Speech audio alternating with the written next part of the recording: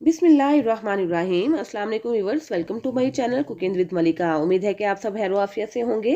अल्लाह ताला आपको हमेशा खुश और आबाद रखे, आमीन सुम्मा आमीन। तो व्यूअर्स, आज हम मछली के सिरों का सालन की रेसिपी लेकर आपकी खिदमत में हाजिर हैं। इतना लजीज ये सालन तैयार होने वाला है कि जायका तो इसका आएगा ही, इसके हेल्थ बेनिफिट्स भी बहुत ज़्यादा है, यानी कि हमारी सेहत के लिए भी ये सालन बहुत ज़्यादा मुफीद है। इसको हमने कैसे तैयार किया है, चलिए जल्दी से देख लेते हैं। यहाँ पे मैंने 2 मछली के सिरे ले लिए हैं और इसकी जो दुम है ना, ये भी इसके अंदर शामिल कर दिए, क्योंकि फ्राई करने में ये अच्छी नहीं लगती है, तो इसको सालन में मैं डाल लेती हूँ अक्सर। तो इस वजह से इसको भी मैंने शामिल कर दिया है। सिरों को अच्छे तरीके से धो लेंगे और उसके बाद इसको शिफ्ट कर देंगे एक बाउल के अंदर और इसकी मैरिनेशन कर लेंगे। 1 टीस्पून इसमें हमने लहसुन अदरक का पेस्ट शामिल कर दिया है। 1/4 टीस्पून नमक शामिल कर देंगे।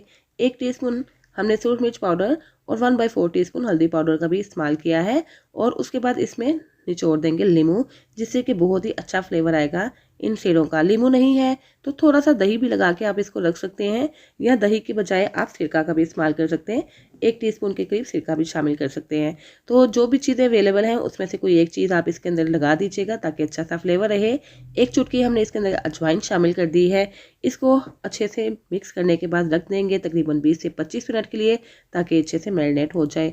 और तकरीबन 20 मिनट गुजर चुके हैं। अब हमने क्या करना है, इसकी ग्रेवी की तैयारी करनी है।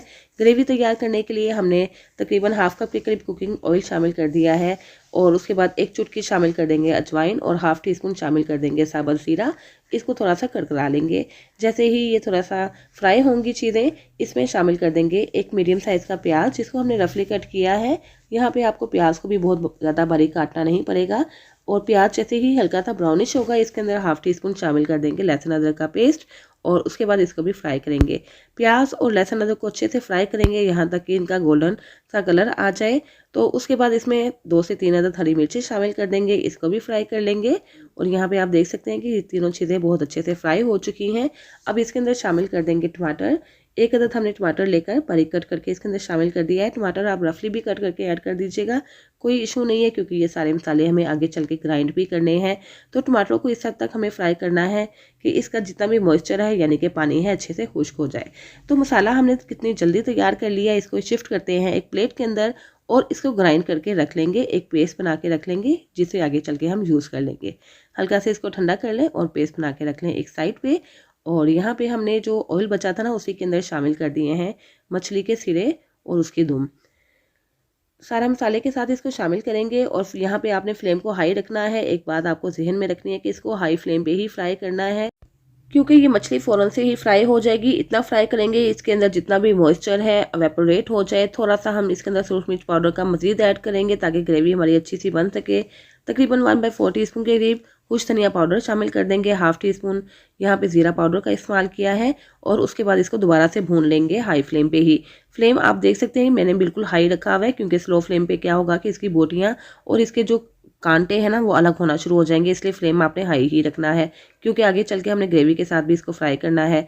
तो यहाँ पे जो लहसुन अदरक प्याज टमाटर हरी मिर्चों का हमने पेस्ट बना के रखा था ना फ्राई करने के बाद, वो इसके अंदर शामिल करके इसको दोबारा से भून लेंगे। इतना भूनेंगे कि इसका सारा मॉइस्चर एवेपोरेट हो जाए और ये अच्छे से खुश्क हो जाए पानी इसका। तो यहाँ पे हाई फ्लेम ही है। हाई फ्लेम पे हमने दोबारा से मसाले की भुनाई की है मछली के साथ, क्योंकि मछली को अच्छा सा भूनना भी ज़रूरी है ताकि इसकी जितनी भी बकसूस स्मेल है ख़त्म हो जाए। 2 से 3 चम्मच यहाँ पे दही के शामिल कर देंगे। दही के साथ इसकी दोबारा से भुनाई करेंगे और इतना इसको हमने भूनना है कि दही का जितना भी पानी है खुश्क हो जाए और दही इसके अंदर अच्छे से जज़्ब हो जाए और इसका ऑयल सेपरेट हो जाए। यहाँ पे आप देख सकते हैं कि दही के साथ भी हमने इसको तकरीबन 1 से 2 मिनट के लिए हाई फ्लेम पे भून लिया है। और उसके बाद हमें इसके अंदर पानी शामिल करना है। जितनी ग्रेवी आपको रखनी है उस लिहाज से पानी शामिल कर दीजिएगा। यहाँ पे तकरीबन 2 कप के करीब मैंने पानी शामिल कर दिया है, क्योंकि इसका शोरबा भी बहुत ज़्यादा मुफीद होता है ज़ुकाम के लिए, गले के लिए। तो इसकी शोरबे का जब आप इस्तेमाल करेंगे ना, तो इंशाल्लाह इस किस्म के जितने भी प्रॉब्लम है ना, वो इंशाल्लाह दूर हो जाएंगे। पानी शामिल करने के बाद इसमें 2 से 3 अदद हरी मिर्ची शामिल कर देंगे। थोड़ा सा धनिया के कटे पत्ते शामिल कर देंगे और हाफ टी स्पून के करीब गरम मसाला पाउडर शामिल करके इसको हमें दम पे रखना है तकरीबन 5 से 6 मिनट के लिए, क्योंकि ये फ़ौरन से ही पक जाएगी। आपको गलाने में ज़्यादा टाइम नहीं लगेगा। बहुत ही जल्दी से ये सिरे तैयार हो जाते हैं, बहुत ही ज़्यादा हेल्थ बेनिफिट रखते हैं। आपने भी इन्हीं सारे ट्रिक्स एंड टिप्स के साथ इस रेसिपी को ज़रूर ट्राई करना है और मुझे फीडबैक देना मत भूलिएगा। अगर आपको मेरी ये रेसिपी अच्छी लगे तो प्लीज़ वीडियो को लाइक और शेयर कर दीजिएगा। चैनल पर नए हैं तो चैनल सब्सक्राइब किए बिना मत जाइएगा। साथ ही बेल आइकन प्रेस कर दीजिएगा ताकि हर नई आने वाली वीडियो की नोटिफिकेशन आप तक फ़ौरन से पहुंच सके, जो बिल्कुल फ्री है। तो बहुत ही जल्दी बन जाने वाला लजीज किस्म का मछली के सिरों का सालन तैयार हो चुका है।